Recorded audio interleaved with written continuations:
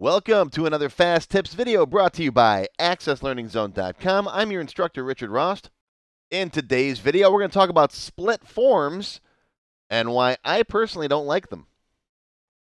Okay, on my website, I've got this big long list of evil Access stuff. There's stuff in Access I don't like, and you should either never use it. Things like putting spaces in your object names. Don't put spaces in your table names, your field names, and stuff. Be careful of reserve words. Don't ever use attachment data types. Okay, and some things. And split forms is on here. And split forms, maybe I should move split forms down to the things that are frowned upon. But I've had some real problems with split forms in the past. Now, I'll be completely honest. A lot of my bias against certain features stems from the fact that they weren't around in Access when I started learning Access back around like 1994. You know, Access version 2.0 is when I started learning on. And throughout the years, as these new features came into Access, split forms, multi-valued fields, hyperlinks, attachments, all these things, there were a lot of bugs with a lot of these features. The tab controls, for example, were the worst. When tabs first came out, I had nothing but problems with them. Spent many nights pulling my hair out. There's not a lot left now over some of these features. So to this day, I still hate some of these things, even though Microsoft has fixed a lot of the problems. Most of it's my bias, and a lot of it is because I've got better ways for doing things than these features have. And some of these features, like storing attachments, were just added to make things that you shouldn't do easy to do. And I've got whole videos on why not to use attachments. Now, split forms, these guys, were introduced, I believe, in Access 2007. And at the time, I had tons of problems with them. Split forms containing subforms, for example, were notorious for crashing the whole database. If you had a form with a subform on it, and then you opened it as a split form, your whole database would crash. I remember trying to build this for a client, and at the time, I couldn't get it to work, period. Now, they seem to work okay now. So in the interim years, Microsoft appears to have fixed that problem, but at the time, tons of problems with it. So let's take a look. For those of you who aren't familiar with what a split form is, let's take a quick look at what a split form is, how you set one up, what some of the benefits of them are, and then I'll talk more about what I don't like. Okay, so here's my standard Tech Help free template. It's a free database. You can grab a copy off my website if you want to. And if you got a form like your customer form here, and you also want to be able to see a list of the customers in this form, you could turn this guy into a split form by going to the Forms Properties, going to the Format tab, and then change the default view to split form. All right, save it, close it, open it back up again, and voila, there's your split form. And it's got this little slider bar in the middle here. Okay, and you can move through the records by simply clicking on them up top here. Okay, kind of handy, kind of nice. It's got some properties you can change. Design view. Come back over to here. You can change the form size. You can change the orientation where that data sheet goes. You can go top or bottom, left or right. That's kind of interesting. Data sheet on the left looks kind of neat. But you have to design the rest of your form that way, though. So if you're going to design this way, right, you got to set these up like this, and then maybe make this form in more of like a vertical orientation. All right, that's not too bad. Okay, I prefer top and bottom myself. So I'll go back to data sheet. Let's do it on the bottom. All right. Do you want to see the splitter bar? Split form data sheet. Now there's allow edits and there's read only. If you don't want users to be able to edit the records in the split area, in the data sheet area, you can set that to read only. And then, all right, see this thing always is moving around too. All right, so there you go, like that. All right, now if I come down here and try typing, it's locked. You can't really do anything down here. But you can still come up here and type stuff in up top that locks this. And some of these properties you can change in VB code for you developers out there. Like, for example, the position of the splitter, where it is, top, bottom, left, right. You can change it, but the user has to switch over to design view. So it's really kind of stupid. You can change where it goes, but you got to flip the form to design view to do it. So forget doing it in an ACCDE file. Now, one of the reasons why I don't really care for split forms is that you really can't do much formatting-wise with this. You're stuck with this simple, table-looking view almost. I mean, you can't put a lot of formatting, you can't do colors, you can't arrange. Well, you can arrange the fields, you can move them around like this. You can change their sizes. Okay. One of the things I don't like is that it's very easy to accidentally delete one of these down here. You see the bar around that column? You're kind of like in a layout view down here. And if you click on something and you're not paying attention, you accidentally hit delete. You might not even realize that. But I just deleted the field off the form.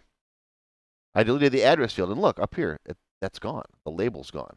Now, if I close this form, I'm not paying attention. I hit Save Changes Yes. I come back in, and oh, what happened? Address is just gone. All right. Now, yeah, if your users are working with a locked database in ACCDE, they can't do that. But you, the developer, I've had this happen to me a couple times. I'm doing some stuff. I'm making some changes. I'm flipping back and forth between design view and form view and making some stuff like this, and I don't realize I've accidentally clicked on a field like that, and I'm switching over to my VB window and back, and I accidentally hit delete, and it's just gone. Right? I just deleted state without even really realizing it. And now if I save that and come back in, oh, guess what? State's gone. So it's just little quirks like that I don't like. I don't want to be able to be in form view working with data. Okay, I'm typing in data, I'm doing stuff, and still accidentally make a design change. That's just dumb. That's just not right. At least I know if I'm working with a normal form, I have to go to design view to make design changes. Right? That's one of the reasons I don't like the split form. It's too easy to accidentally make a design change while you're working with data. Plus, for some reason, these forms tend to have a mind of their own when it comes to size and position. So, for example, let me say I resize this like this, move that like that, put the form here, save it, close it, open it back up again, and look, it's stretched back out. See? A normal form, like if I take this guy here, okay, I move it over here, I make it this big, I save it, I close it, I go do something else, I come back to this guy, its dimensions are there. All right, if I then, shrink it up again, maybe slide it up top here, save it, Control S, close, right, go back to this guy, come over here, and it stays in this position. Whereas split forms don't do that. If I come over here, I make this guy smaller, let's say like this, okay, and that's where I want this form. Save it, close it, open it. No, forget it. Sorry, I just resized this whole thing again. It's just, I just don't like it. I'm just not a fan. I want control over exactly where my forms are on the screen. Also, keep in mind if you're working over a network or you're working over the internet, your data is maybe an SQL server. I like to have it where, the form opens up one record at a time. If I do a search or whatever, I want to just see one record. This now has to load 1, 2, 3, 4, whatever, how many records are down here, plus a few more. So if you got thousands and thousands of records and you're pulling them over a network, this form will now open slower. It's just like continuous forms. A continuous form has to open up with however many records are in here, plus some more. Okay? And, this now going from a nice single form that only has to load one record, now it's loading bunches. So you lose that ability. And I'm not even going to bother going into the problems I've had with VB code with split forms. Go to control, set focus. A lot of these functions, I've had notorious problems with using them in the past. Now, again, a lot of them may have been fixed. I don't care. I don't like split forms. I'm not going to use them. Okay, so what do I recommend if you want a form that looks like this, where you got a list of customers and then the data for the one that you click on? Well, you can very easily do something like this with just a continuous form. You don't need a split form. Let me show you what I mean. I'm going to turn this guy back into a regular single form. That's how it should be. Single, continuous, that's it. I never use datasheet because they're ugly. And I never use split forms. Datasheet, maybe once in a while if I want something for just myself to do some quick data entry, but I want a little bit of code behind it, maybe an event here or there, because you can't really put events and other things like tables and queries. And I say can't really because, yeah, there's data macros and stuff, but we're not going to get into those. Okay, so back to a single form. Okay, so I got you looking like that, and I got you looking like this. Okay, now, This is a continuous form. This is a single form. If you're not sure how to set either one of these things up, go watch my Access Beginner 1 class. Go watch the video for my blank template, my contact management template, my continuous forms video. These are all free videos, by the way. They're all on my website. I'll put links to them down below if you don't know how to set up either one of these things. Okay? But what you can do is you can make a combination of the two of these things by simply taking the controls off of here and putting them in either the header or the footer of this guy.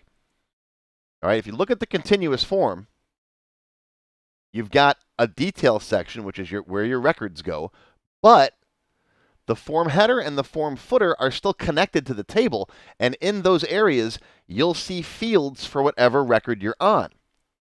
Okay, so let's, for example, if I come in here, go to Design View, if I take notes, right, let me just copy it and paste it up here. Now, these forms are both based on the same table, all right, the customer table. Now, if I close this, let me close this one while I'm at it too. And if I open up this table here now, you can see there's notes down here. These notes are for whatever record you happen to be on. See how they're changing? Okay, so if you want something like this with more data down here, just put the fields down there. Okay, let me get rid of this stuff here. Hold on, delete, just so I got some room. All right, open this guy up. And now I'm going to go back and get this customer form. Design View, I'm going to copy all of these fields. See here, come here. Let me get everybody this. I'm going to skip those buttons though. All right, copy, come over here, paste. Okay, there's all the fields from the customer table in the footer over here. Close this. Okay, let's close you. Open it back up again, and oh, look at that. And yeah, the deleted forms that I accidentally deleted before are gone, but that's okay. You get the point, right? And as I move through these records, you could see it's behaving just like a split form. And the benefit is you can't accidentally delete these columns. Okay? You get complete formatting control, colors, backgrounds. All your events will still work just fine. Okay? And this looks a whole lot better than a split form. Now, there's no separator bar or a slider bar here. You can do this with a little VB code. All right, you can easily change the size, how many records and stuff display up here. If you guys really want to see that, I'll do a separate video on it. Okay, but as you resize the form, it has the same kind of effect. And you can move it, size it, save it, close it, and reopen it, and it'll stay where you put it, instead of the split form, which just kind of just does its own thing. Now, one thing to keep in mind, though, is that some of the fields, if you have duplicated fields, the names will change. So this guy has the original first name. So this first name comes in as text18. If you want to use it, move to it with a do command, go to control or set focus. You might want to rename these guys. Maybe call this one first name list, last name list, or whatever. Give these unique names so you know which one you're dealing with. They're still bound to the same control, though.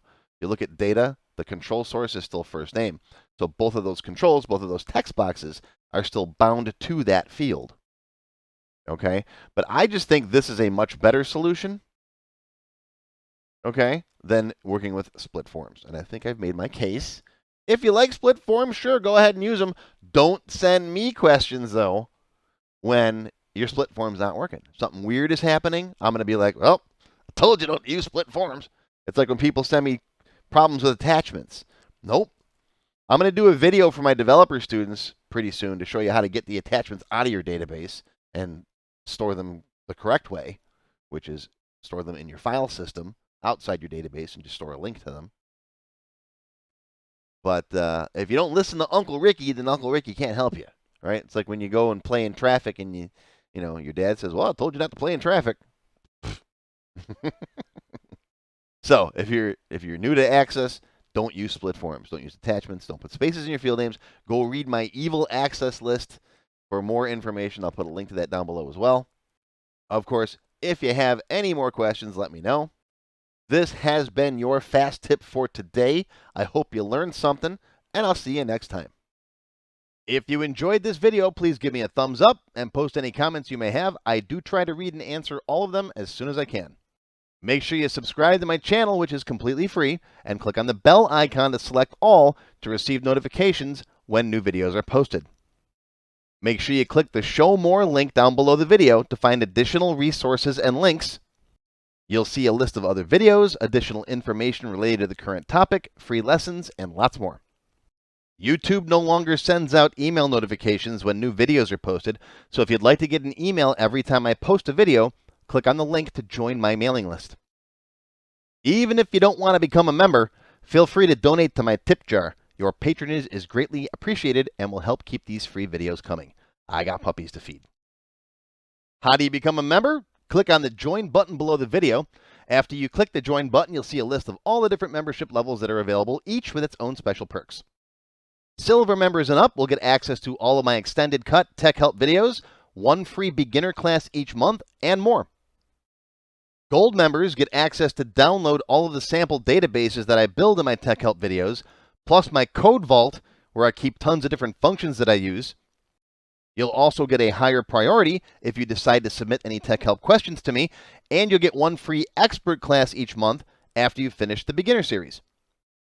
Platinum members get all the previous perks, plus even higher priority for tech help questions, access to all of my full beginner courses for every subject, and one free developer class each month after you finish the expert classes.